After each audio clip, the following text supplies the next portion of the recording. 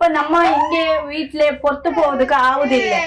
இங்க ஸ்தலம் இல்ல, இங்க கொஞ்சம் ஸ்தலம் இருக்குது, அங்கே போவோம். அது வேண்டாம், ஃபுல்லு அவளுக்கு நிறைய ரோடு வேணும். அள்ளி எப்பவும் வெஹிக்கிள் அங்க இங்க போயிட்டே இருக்குது. இந்த குட்டின அங்கே கொண்டு போவதுக்கு ஆகுது இல்ல எனக்கு. இப்ப உள்ளே அவளுக்கு இஷ்டம் இல்ல, സ്ഥലം ഇല്ല. പിന്നെ ഇവിടെ നേരത്തെ എല്ലാം അവള് ഒരു 23 വർഷം അവള് ഇത് ആക്കിയിട്ടുണ്ട്. எப்பவும் அழகுதே இருக்குது. பூரா வெள்ளி எல்லா குட்டில நல்லா இருக்குது, ஸ்கூலுக்கு போகும். நாங்க 2 குட்டி வீட்டுல இருக்குது. அந்த மாதிரி எப்பவும் கண்ணுக்கு தண்ணி வருது. இப்ப எனக்கு குஷியாகும், என்ன കുട്ടിലും വെള്ളി പോകും. അതെ, നമുക്കൊരു വീട് വേണം. ഇപ്പൊ 3 സെൻസ് ജാഗ, 3 ആളുണ്ട്. എന്റെ അനിയത്തുണ്ട്, എന്റെ ചേച്ചിയുണ്ട്, ഞാനാണ്. 3 ആൾക്ക് ഇവിടെ ഇരിക്കുന്നത്. വേറെ കൊടുത്ത. ഹായ് ഫ്രണ്ട്സ്, അസ്സലാമു അലൈക്കും, welcome to my YouTube channel. അപ്പോൾ ശിരൂർ രക്ഷാദൗത്യത്തിൻ്റെ ഭാഗമായി മലയാളിക്കരക്ക് വീണ് കിട്ടിയ 2 വരദാനങ്ങളാണ്. ഒന്ന് നമ്മുടെ ഈശ്വർ മാൽപ്പയും അതുപോലെ തന്നെ നമ്മുടെ ലോറി ഉടമ മനാഫും. ഈശ്വർ മാൽപ്പ എന്ന് പറയുന്ന വ്യക്തി ഏകദേശം 1000-ൽ പരം ശവശരീരങ്ങൾ ഈ പുഴയിൽ നിന്നും തോട്ടിൽ നിന്നുമെല്ലാം കാണാതായിട്ട് തിരഞ്ഞെടുത്ത ഒരു മനുഷ്യനാണ്. അദ്ദേഹത്തിൻ്റെ ജീവിതത്തിലേക്കൊന്ന് തിരിഞ്ഞു നോക്കുകയാണെങ്കിൽ വളരെ സങ്കടകരമായ, എന്നാൽ ആർക്കും ഒരിക്കലും ഉണ്ടാകരുതേ എന്ന് നമ്മൾ പ്രാർത്ഥിക്കുന്ന രീതിയിലുള്ള ഒരു ജീവിതമാണ് അദ്ദേഹത്തിൻ്റെ ജീവിതം. 2 മക്കളാണെങ്കിലും എഴുന്നേറ്റ് നടക്കാൻ പോലും പറ്റാത്ത സ്ഥിതിയിൽ തളർന്നു കിടക്കുന്ന കുട്ടികളാണ്. ആ കുട്ടികളെ മനാഫ് എന്ന് പറയുന്ന മനുഷ്യസ്നേഹി കേരളത്തിലേക്ക് കൊണ്ടുവരികയും അതുപോലെ തന്നെ നമ്മുടെ പുലമന്തൂർ ആയുർവേദിക് ഹോസ്പിറ്റലിൽ വെച്ച് ചികിത്സിക്കുകയും അതിനുശേഷം ആ കുട്ടികളിൽ വളരെ നല്ല മാറ്റങ്ങൾ ഉണ്ടാവുകയും ചെയ്തിരുന്നു. അതിനുശേഷം 6 മാസത്തോളം ഇവിടെ ചികിത്സ നടത്തിയതിന് ശേഷം ഈശ്വർ മാൽപ്പയും കുടുംബവും ഇവിടെ നിന്ന് അവരുടെ നാട്ടിലേക്ക്, കർണാടകത്തിലേക്ക് തിരിച്ചു പോവുകയാണ് ഉണ്ടായത്. തിരിച്ചു വരുമെന്നുള്ള വാക്ക് തന്നാണ് അവർ അവരുടെ നാട്ടിലേക്ക് പോയത്. ഇപ്പോൾ ആ മക്കളുടെ അവസ്ഥ എന്താണെന്ന് നമുക്കൊന്ന് നോക്കാം. നേരത്തെ അവളിപ്പോ 7 വയസ്സായി. ഇപ്പൊ ഈ കുട്ടി ഇപ്പൊ അവളെ ബുദ്ധി നല്ലതായിട്ടായിരുന്നു. സുമാർ ഒരു പുതിയ കുട്ടി എങ്ങനെ ജനിക്കും, 6 മാസത്തെ കുട്ടി. ഇപ്പൊ അവൾക്ക് അറിയൂ അച്ചാറ് അമ്മ ആരെന്ന്. രണ്ടാമത്തെ അവൾക്ക് നേരത്തെ ഇപ്പൊ ഒരു സ്വീറ്റ് ചെയ്ത് ടേസ്റ്റ് അറിയുന്നുണ്ട്. എനിക്ക് തോന്നുന്നു ഇപ്പൊ നേരത്തെ പറഞ്ഞ പോലെ ഇപ്പം അപ്പ ആര് അമ്മ ആരെന്നൊക്കെ മോൾക്ക് മനസ്സിലാവുന്നുണ്ട്. ഇത് പെയിൻ വന്നാ അത് തെരയൂ, ഭയം അത് തെരയൂ, അതെല്ലാം തെരയൂ അവൾക്ക്. അപ്പൊ അവൾക്ക് ഉള്ളേ വന്നാ അത് തെരയൂ, വെളിയില പോയി അതും അറിയൂ. അതെല്ലാം അറിവു ആയത് നമ്മ പുലമന്തൽ ആയുർവേദിക് ഹോസ്പിറ്റലിൽ ട്രീറ്റ്മെന്റ് ചെയ്ത് അപ്പുറം അവൾക്ക് എല്ലാം വന്നു. ഫസ്റ്റ് ഒന്നും ഇല്ല. വ്യത്യാസമുണ്ട്. ഇപ്പൊ നേരത്തെ അവനക്ക് ഓരോ പാമ്പും അവന്റെ കൂട്ടത്തിൽ വന്നാ അറിയത്തില്ല. ഇപ്പൊ ആൾക്കാർ അറിവു. അവനുക്ക് കാർത്തിക് പേര് നമ്മ പറഞ്ഞ അതും അറിയതില്ല இருக்குது. ഇപ്പൊ ഒരു വാട്ടി കൂപ്പിട്ടാ അത് അവനുക്ക് അറിഞ്ഞ് തിരുപ്പി നോക്കൂ, യാര് എന്നാ കൂകുത് അത് നോക്കൂ. അപ്പൊ അവനുക്ക് ടേസ്റ്റ് എല്ലാം അറിയൂ. ഇപ്പൊ അവനുക്ക് എത്ര ചോറ് വേണോ, അവനുക്ക് വേണ്ടെന്നാ മതി, എനിക്ക് വേണ്ട അന്ത മാതിരി അവനുക്ക് ആയത്. അപ്പോൾ ഈശ്വർ മാൽപ്പയും അദ്ദേഹത്തിൻ്റെ പത്നിയും പറയുന്നത് നിങ്ങൾ കേട്ട് കാണും. വളരെ നല്ല ഒരു മാറ്റമാണ് ആ കുട്ടികളിൽ ഇപ്പോൾ കണ്ടുവരുന്നത്. അയൽവാസികളെല്ലാം തന്നെ ഇപ്പോൾ ആ കുട്ടികളെ നോക്കി പറയുമ്പോഴും ഇപ്പോൾ കണ്ടുള്ള കുട്ടികളെക്കാട്ടിൽ ഒരുപാട് മാറ്റം ആ കുട്ടികൾക്ക് വന്നിരിക്കുന്നു എന്നാണ് ആ അമ്മ പറഞ്ഞു തരുന്നത്. ഇപ്പോൾ പറയുന്നുണ്ട് ആ കുട്ടികൾക്ക് ഭയം എന്താണ്, സന്തോഷം എന്താണ്, അതുപോലെ തന്നെ കയ്പ്പ് എന്താണ്, മധുരം എന്താണ് എന്നൊക്കെ അവർക്ക് തിരിച്ചറിയാൻ വേണ്ടി സാധിക്കുന്നുണ്ട്. അതുപോലെ തന്നെ അച്ഛനെയും അമ്മയെയും എല്ലാം ഇപ്പോൾ കുട്ടികൾക്ക് മനസ്സിലാക്കാൻ വേണ്ടി സാധിക്കുന്നുണ്ട്. അതുപോലെ തന്നെ പണ്ട് ആ കുട്ടികൾക്ക് നല്ല രീതിയിൽ ഭക്ഷണം കഴിക്കാൻ പോലും സാധിച്ചിരുന്നില്ല. അതുപോലെ തന്നെ അവരുടെ വായിൽ നിന്ന് ഉമിനീർ ഇങ്ങനെ ഒലിച്ചു കൊണ്ടിരിക്കുന്ന ഒരു സമയമായിരുന്നു. അതുപോലെ തന്നെ നാക്കും പുറത്തേക്ക് നീട്ടിയ തോതിൽ തന്നെയായിരുന്നു. ഒരുപാട് കാലം ആ കുട്ടികൾ അങ്ങനെ 10-15ഓളം വർഷം അങ്ങനെ കിടന്ന കിടപ്പിലായിരുന്നു. ആ ഒരു അവസ്ഥയ്ക്കാണ് നമ്മുടെ പുലമന്തൂർ ആയുർവേദിക് ഹോസ്പിറ്റലിൽ വന്ന് 6 മാസം ചികിത്സ തേടിയതിന് ശേഷം ആ കുട്ടികളിൽ അഭൂതപൂർവമായ മാറ്റങ്ങളാണ് കണ്ടത്. ആ ഒരു സന്തോഷം നമുക്ക് ഈ അമ്മയുടെ മുഖത്തിൽ നിന്ന് വായിച്ചെടുക്കാൻ വേണ്ടി സാധിക്കും. അപ്പോൾ നമ്മൾ വിചാരിക്കും എന്താണ് ഇത്ര വലിയ മാറ്റം എന്ന് പറയാം. അമ്മ ഏകദേശം 10-23 വർഷത്തോളം ആ 2 മക്കളും നടക്കാതെ, എണീറ്റ് നടക്കാൻ പോലും പറ്റാത്ത സ്വന്തം പ്രാഥമിക കർമ്മങ്ങൾ പോലും നിർവഹിക്കാൻ കഴിയാത്ത തോതിൽ കിടന്ന കിടപ്പിലായിരുന്നു ആ കുട്ടികൾ. ഇപ്പോൾ ആ കുട്ടികൾ ഒന്നുമില്ലെങ്കിൽ ഒരു വീൽചെയറിൽ ഇരുത്തിക്കൊണ്ടെങ്കിലും തള്ളിക്കൊണ്ടുപോകാൻ പറ്റുന്ന ഒരു കോലത്തിലേക്ക് ആ കുട്ടികളിൽ ചെറിയ ഒരു മാറ്റമെങ്കിലും ഇപ്പോൾ ഉണ്ടായിട്ടുണ്ട്. പക്ഷേ നമ്മളൊക്കെ ഒരുപാട് സൗകര്യങ്ങൾ നമുക്ക് ദൈവം തമ്പുരാൻ നമുക്ക് തന്നിട്ടും നമ്മൾ ദൈവത്തിനെ പഴിക്കുന്ന ആൾക്കാരാണ്. നമ്മളൊന്ന് കാണണം, ഈ അമ്മ ഈ സ്കൂൾ തുറക്കുന്ന സമയത്ത് തൻ്റെ കുട്ടികൾക്ക് ഒന്ന് സ്കൂളിൽ പോകാൻ കഴിഞ്ഞിരുന്നെങ്കിൽ എന്ന് പറഞ്ഞ് വിതുമ്പുന്ന അമ്മയുടെ വാക്കുകൾ നമുക്കൊന്ന് കാണാം. നേരത്തെ എല്ലാം അവള് ഒരു 23 ವರ್ಷ അവള് ഇത് ആക്കിട്ടുണ്ട്. எப்பவும் அழகுதே இருக்குது. பூரா வெள்ளி எல்லா குட்டில நல்லா இருக்குது. ஸ்கூலுக்கு போவோம். நாங்க 2 குட்டி வீட்டுல இருக்குது. அந்த மாதிரி எப்பவும் கண்ணு தண்ணி வருது. இப்ப எனக்கு குஷி ஆகும். என்ன குட்டிலும் வெள்ளி போகும்.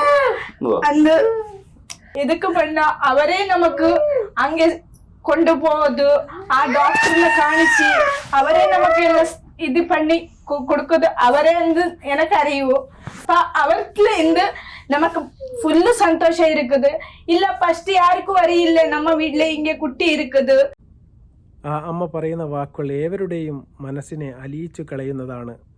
അങ്ങനെ പോകാൻ കഴിയുക, സ്കൂളിൽ തന്നെ മക്കൾക്ക് പോകാൻ കഴിയുകയാണെങ്കിൽ ഞാൻ ഒരുപാട് സന്തോഷവതിയായിരുന്നു എന്ന് ആ അമ്മ കണ്ണുനീർ വാർത്തുകൊണ്ട് പൊട്ടിക്കരയുന്നത് നിങ്ങൾ കണ്ടു കാണും.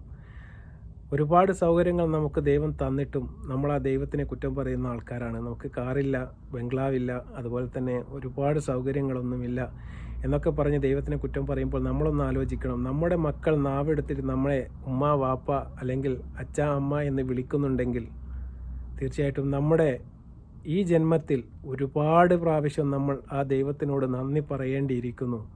നമ്മൾ നമ്മുടെ പടച്ചവന് ഒരുപാട് ശുക്ർ ചെയ്യേണ്ടിയിരിക്കുന്നു എന്ന് നമ്മൾ ഒരിക്കൽ കൂടി വിലയിരുത്തേണ്ടതായിട്ടുണ്ട്. അത്തരം നമുക്കൊന്നും കിട്ടിയ അനുഗ്രഹം, ആ അനുഗ്രഹത്തിന് വേണ്ടി സ്വന്തം മക്കൾ അമ്മ എന്നുള്ളൊരു വിളിക്ക് വേണ്ടി ആ അമ്മ അല്ലെങ്കിൽ നമ്മുടെ ഈശ്വർ മാൽപ്പെ എന്ന് പറയുന്ന അച്ഛൻ 23 വർഷങ്ങളായിട്ട് അദ്ദേഹം കാത്തിരിക്കുകയാണ്. ആ അമ്മയുടെ ആഗ്രഹം നിങ്ങൾ കേട്ടോ, എത്ര ലളിതമാണ് നിങ്ങൾ ആലോചിച്ച് നോക്കണം. തൻ്റെ മക്കൾ എന്നെങ്കിലും ഒരു ദിവസം സ്കൂളിലേക്ക് പോകുന്നത് കണ്ടിട്ട് മരിച്ചാൽ മതി എന്നാണ് അമ്മ പറയുന്നത്. അതിനുവേണ്ടി കാത്തിരിക്കുന്ന 23 വർഷം ആ സ്വന്തം മക്കളുടെയും അടുത്ത് ഒരു കല്യാണത്തിനോ ഒരു വീട് കൂടലിനോ എന്തെങ്കിലും ഒരു ഫംഗ്ഷനോ തൻ്റെ മക്കളെ ഇട്ട് പോകാത്തൊരമ്മ, ഇത്രയും സ്നേഹവതിയായ ഒരമ്മയെ അടുത്ത കാലത്തൊന്നും ഞാൻ എൻ്റെ ജീവിതത്തിൽ കണ്ടിട്ടില്ല. അതാണ് നമ്മുടെ ഈശ്വർ മാൽപ്പയുടെ ഭാര്യ. എന്നാൽ ഈ കുടുംബത്തിന് ഇപ്പോൾ ഏക ഒരാഗ്രഹം എന്ന് പറയുന്നത് വളരെ ലളിതമായ ഒരാഗ്രഹമാണ്. അതൊരു ഏറ്റവും ചെറിയൊരാഗ്രഹമാണ്. അവർ പറയുന്നത് അവർ ഇപ്പോൾ താമസിക്കുന്നത് 3 സെൻറ്റ് സ്ഥലത്താണ്. ആ 3 സെൻറ്റ് സ്ഥലത്തിന് എന്ന് പറഞ്ഞാൽ ഈശ്വർ മാൽപ്പയുടെ 2 അനുജത്തിമാർ, അതുപോലെ തന്നെ അവരുടെ 2 ഏട്ടത്തിമാർ, അതുപോലെ തന്നെ ഈശ്വർ മാൽപ്പെ, ഇവർക്കെല്ലാവർക്കും കൂടിയുള്ളത് ആ 3 സെൻറ്റ് സ്ഥലവും ആ പുരയുമാണ്.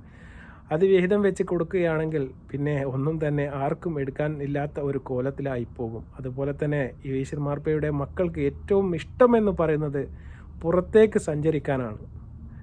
അത് ഈശ്വർ മാൽപ്പയുടെ ഭാര്യ പറഞ്ഞ് ഞാൻ നിങ്ങൾക്ക് കേൾപ്പിച്ചറിയാം, പുറത്തേക്ക് വണ്ടിയുമായിട്ട് പോകാനാണ്. പക്ഷേ ഈ വണ്ടി ഉന്തി പോകാൻ 3 സെൻറ്റ് സ്ഥലത്തിൽ ആ വീടും നിൽക്കുന്നത് കൊണ്ട് തീരെ സ്ഥലമില്ല.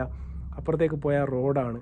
അപ്പോൾ അവരുടെ ഏറ്റവും വലിയ ഒരാഗ്രഹം എന്ന് പറയുന്നത് സ്വന്തമായിട്ടൊരു വീട് വെച്ചിട്ട് താമസിക്കണം എന്നുള്ള ചെറിയ ഒരു ആഗ്രഹമാണ് ഈശ്വർ മാൽപ്പെ ഈ പൊതുജനങ്ങളുടെ മുമ്പിലേക്ക് വെക്കുന്നത്. നമുക്ക് അദ്ദേഹത്തിൻ്റെ ആ ആഗ്രഹം നമുക്കൊന്ന് കേൾക്കാം. അത് മാത്രല്ല, ബ്രഹ്മിക്കുട്ടിക്ക് പുറത്തിരിക്കാനാണ് ഏറ്റവും കൂടുതൽ ഇഷ്ടം അല്ലേ? അവൾക്ക് ഉള്ളേ വരത് ഇഷ്ടമില്ല. പുറത്തു പോയി എന്ത് எப்பவும் இந்த கரையன் இருக்கு. பொறுத்து போய் சரியா குஷித்துல இருக்கு. இப்ப நம்ம இங்க வீட்டுல பொறுத்து போவதுக்கு ஆகுதில்ல. இங்க ஸ்தலம் இல்ல, இங்க கொஞ்சம் ஸ்தலம் இருக்குது. அங்கே போவோம், அது வேண்டாம். அவளுக்கு நிறைய ரோடு வேணும். அள்ளி எப்பவும் வெஹிக்கிள் அங்க இங்க போயிட்டே இருக்குது. இந்த குட்டின அங்கே கொண்டு போவதுக்கு ஆகுதில்ல எனக்கு. இப்ப உள்ளே அவளுக்கு இஷ்டம் இல்ல. இங்க அங்க இங்க இந்த വീൽ ചെയറിലെ കൊണ്ടുപോകും, അല്ല നടന്നു പോകും സ്ഥലം ഇല്ല. ഇപ്പം ചേച്ചി പറഞ്ഞ പോലെ ഈ വീട്ടിലെ അവസ്ഥ നമ്മൾ കണ്ടതാണ്. കാരണം ഇപ്പം സാറ് പോയി കഴിഞ്ഞു കഴിഞ്ഞാല് ഇവരെ രണ്ടുപേരെയും ഹാൻഡിൽ ചെയ്യുന്നത് വളരെ ബുദ്ധിമുട്ടുള്ള കാര്യമാണ്. ഒന്ന് സ്ഥലം വളരെ കുറവാണ്. ഇപ്പം മകൾക്ക് പുറത്തോട്ട് പോകണമെന്നുണ്ടെങ്കിൽ തന്നെ ഇവിടെ നമ്മൾ ചുറ്റുപാടും കാണുമ്പോൾ അറിയാം ഭയങ്കര കൺജസ്റ്റഡ് ആണ് ഏരിയ എന്ന് പറയുന്നത്. അപ്പൊ ഇനിയൊരു വീടും കൂടി ഉണ്ടായി കഴിഞ്ഞു കഴിഞ്ഞാല് അല്ലേ? അതെ, നമുക്കൊരു വീട് വേണം. ഇപ്പൊ 3 സെൻസ് ജാഗ 3 ആളുടെ ഉണ്ട്. എന്റെ അനിയത്തുണ്ട്, എന്റെ ചേച്ചിയുണ്ട്, ഞാനാണ് 3 ആൾക്ക് ഇവിടെ ഇരിക്കുന്നത്. ഇപ്പൊ കുറച്ച് ദിവസം ഞങ്ങൾ എടുത്തിട്ടുണ്ട്. പിന്നെ ഞങ്ങള് ഇപ്പൊ വേറെ വീട് വെക്കുക, എവിടെയാണ് സ്ഥലം വാങ്ങിയിട്ട്. ഇപ്പൊ സ്ഥലം ഒറ്റ വലുതായിട്ട് 3 സെൻസ് ഒരു വീട്ടിൽ കിട്ടി അവർ വലുതായിട്ട് ഓടണം. ഇപ്പൊ ഒരു സ്ഥലം നോക്കിക്കൊണ്ടിരിക്കുക. അവിടെ ആരോ കൊടുത്താൽ ഞങ്ങൾ അവിടെ വീട് കെട്ടും. അപ്പോൾ ഈശ്വർ മാൽപ്പയും അതുപോലെ തന്നെ അദ്ദേഹത്തിൻ്റെ പത്നിയും കണ്ണ് നിറച്ചുകൊണ്ട് പറയുകയാണ്, ആരെങ്കിലും ഇത് കാണുന്ന വ്യക്തികളിൽ മനുഷ്യസ്നേഹികളായ ആരെങ്കിലും ഉണ്ടെങ്കിൽ ഞങ്ങൾക്ക് എവിടെയെങ്കിലും ഒരു സ്ഥലം വാങ്ങിത്തരികയാണെങ്കിൽ എങ്ങനെയെങ്കിലും ഒരു വീട് വെച്ച് തൻ്റെ മക്കളെയും കൊണ്ട് അവിടെ ഒതുങ്ങിക്കൂടാമെന്നാണ് അദ്ദേഹത്തിൻ്റെ ആഗ്രഹം. അദ്ദേഹം പറയുന്നുണ്ട് തന്നെ ഒരുപാട് കാര്യത്തിന് കേരളത്തിലെ നല്ലവരായ മനുഷ്യർ എന്നെ ചേർത്തി പിടിച്ചിട്ടുണ്ട്. അതുപോലെ തന്നെ കർണാടകത്തിലെ ആൾക്കാരെയും അദ്ദേഹം പേരെടുത്ത് തന്നെ പറയുന്നുണ്ട്. ഇനിയും അവർ എന്നെ ചേർത്തി പിടിക്കുമെന്നുള്ള ഒരു വിശ്വാസം ഈശ്വർ മാൽപ്പെ പങ്കുവെക്കുകയാണ്. ഇത്തരം ചെറിയ ഒരു ആഗ്രഹത്തിന് തീർച്ചയായിട്ടും ഒരുപാട് നന്മകൾ ചെയ്യുന്ന നമ്മുടെ മലയാളികൾ ഇദ്ദേഹത്തിൻ്റെ വാക്ക് തീർച്ചയായിട്ടും കേട്ടില്ല എന്ന് നടിക്കില്ല എന്ന് ഞാനും വിശ്വസിക്കുകയാണ്. കാരണം 1000-ൽ പരം ഡെഡ് ബോഡികളാണ് അദ്ദേഹം മുങ്ങിത്തപ്പി എടുത്തു കൊണ്ടുവന്നത്. അപ്പോൾ ആ കുടുംബത്തിന് ഒരു തണലാവാൻ വേണ്ടിയിട്ട് ഒന്നുമില്ലെങ്കിൽ അവസാനം ആ മൃതശരീരം കണ്ടെത്തുന്നതോടുകൂടി സമാധാനമെങ്കിലും ആ കുടുംബത്തിന് കിട്ടുന്നത് ഇവരെ പോലുള്ള ആൾക്കാർ നമ്മുടെ നാട്ടിൽ ഉള്ളത് കൊണ്ട് തന്നെയാണ് എന്ന് 1000 കുടുംബത്തിന് അങ്ങനെയെങ്കിലും ഒരു സമാധാനം കൊടുക്കാൻ അദ്ദേഹത്തിന് സാധിച്ചിട്ടുണ്ട്. പക്ഷേ അദ്ദേഹത്തിന് സമാധാനം കൊടുക്കാൻ ഈ ആരെങ്കിലും ഒന്ന് മുന്നോട്ട് വരും എന്നുള്ള ഒരു പ്രതീക്ഷ ഞാൻ നിങ്ങളുമായി പങ്കുവെക്കുകയാണ്. അതുകൊണ്ട് തന്നെ ഈ വീഡിയോ കാണുന്ന ആരെങ്കിലും നിങ്ങൾ ഈ വീഡിയോ ഷെയർ ചെയ്ത് അതുപോലത്തെ ആൾക്കാരെ അടുത്തേക്ക് എത്തിക്കണം. ആരെങ്കിലും ഏറ്റെടുത്തുകൊണ്ട് അദ്ദേഹത്തിന് നല്ല ഒരു വീടും ഒരു സ്ഥലവും എല്ലാം ഒരുങ്ങട്ടെ. അതുപോലെ തന്നെ ഈശ്വർ മാൽപ്പയുടെ മക്കൾ തീർച്ചയായിട്ടും ഭാവിയിൽ സംസാരിക്കട്ടെ. അതുപോലെ തന്നെ നമ്മുടെ കുട്ടികളെല്ലാം സ്കൂൾ പോകുന്ന പോലെ ഈശ്വർ മാൽപ്പയുടെ 2 മക്കളും എന്തെങ്കിലും ഒരു തവണ സ്കൂളിൽ പോയിട്ട് അമ്മയെ കെട്ടിപ്പിടിച്ചുകൊണ്ട് അമ്മ എന്ന് വിളിക്കട്ടെ എന്ന് ആത്മാർത്ഥമായി പ്രാർത്ഥിച്ചുകൊണ്ട് ഈ വീഡിയോ ഇവിടെ വെച്ച് അവസാനിപ്പിക്കുന്നു. വീണ്ടും നല്ലൊരു വീഡിയോയുമായി വരുന്നതുവരെ അസ്സലാമു അലൈക്കും വറഹ്മത്തുള്ളാഹി തആല വബറകാതുഹു.